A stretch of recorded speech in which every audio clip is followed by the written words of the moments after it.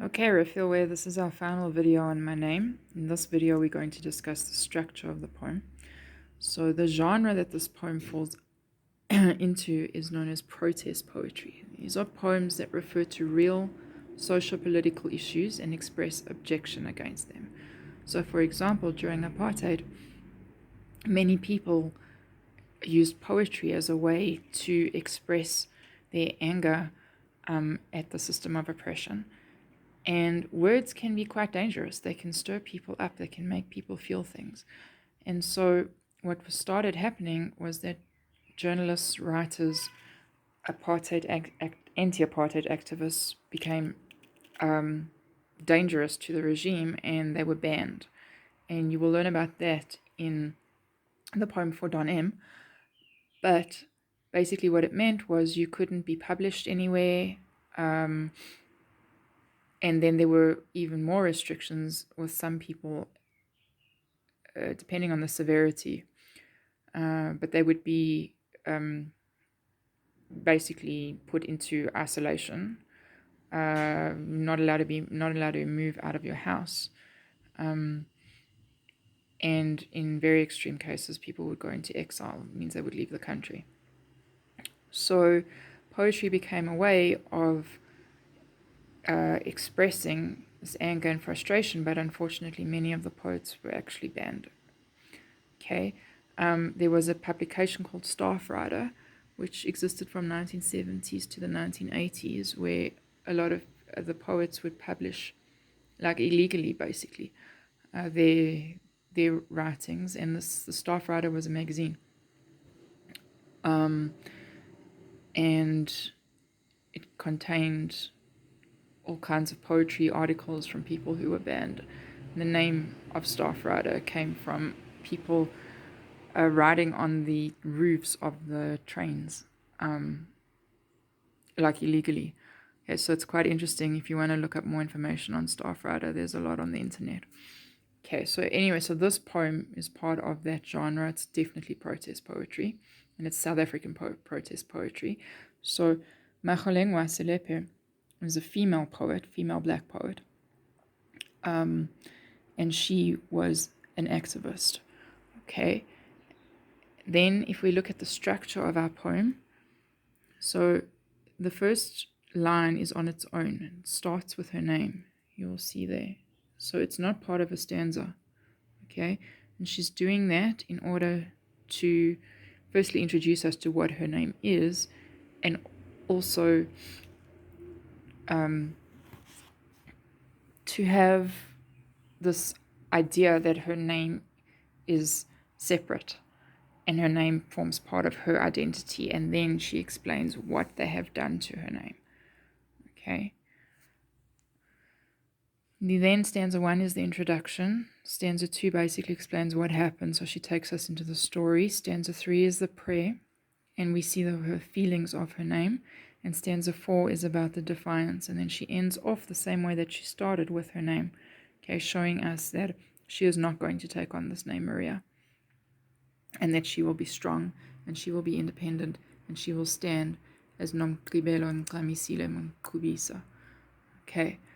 The techniques that we have in this poem, she uses a lot of repetition of the name, okay, again, so that we will learn it, so that we will remember it.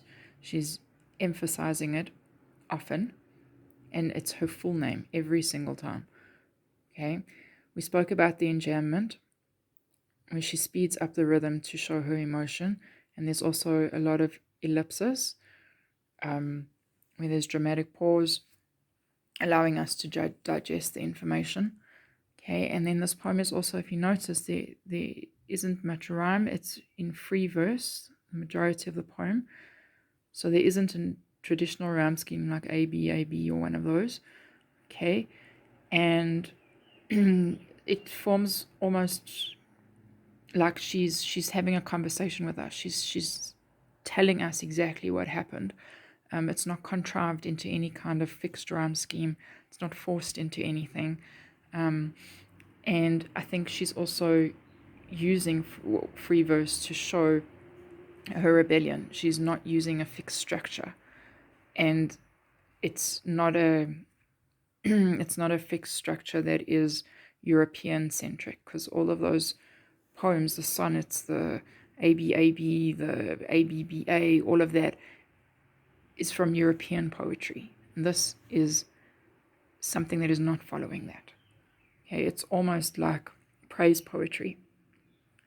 African people have a genre of poetry called praise poetry, in which they would praise somebody, alive or having passed away, and this poem can be said to read like that to an extent, and that she's talking about her name. It's the thing that she's praising, and that she is valuing. Okay, and then we have also the only rhyme is in lines 5 and 6. So if we look here, music to his ears, and then the Afrikaans rhymes with that, se no via. So we've got ear and via rhyming. Okay, so that gives us kind of musicality to the two lines.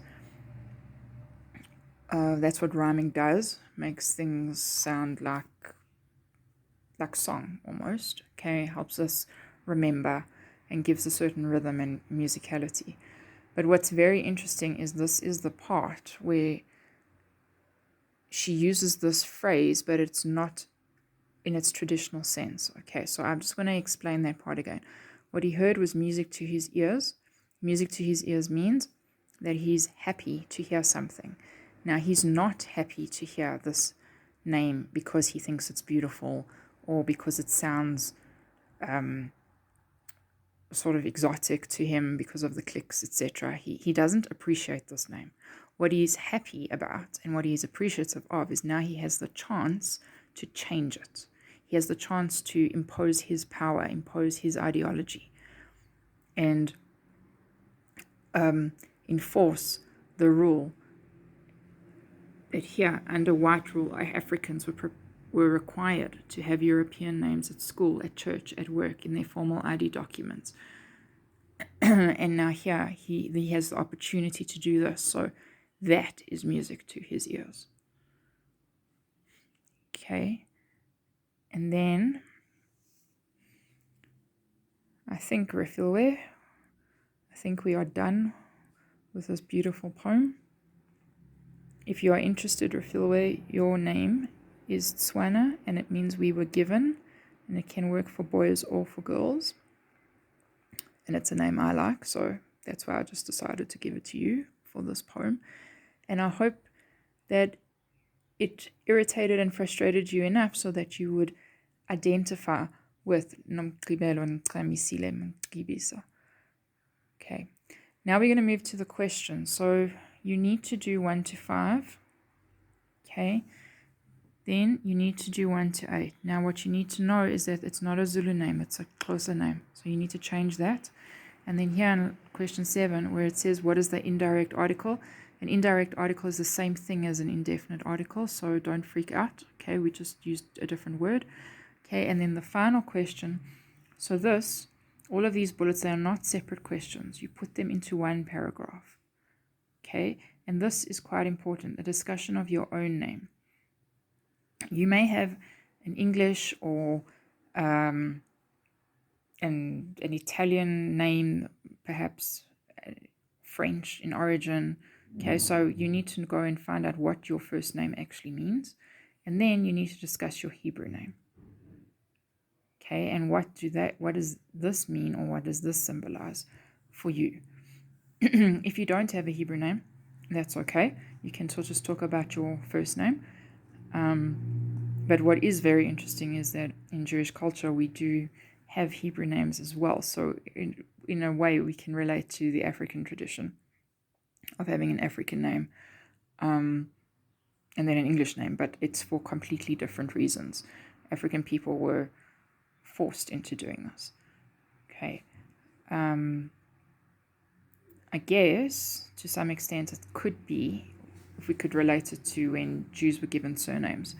So in biblical times, it would be Moshe ben whoever, David ben Yishai, etc., etc. So you would go with who your father's was. And then when Jews were put into exile and gone into different countries in order to have regulations and lists and population control, they were assigned surnames, a lot based on the trade that they did or either the place that they came from. And so that's kind of where we got surnames from. So I guess from that point of view, we could relate to what happened to black people in this country. Okay, and then we have any other issues that you feel are significant to this discussion. So this is an open forum really for you to talk about how you feel about this poem. Okay, if you have any questions, please send me a message through Teams, and I hope that you have enjoyed this analysis.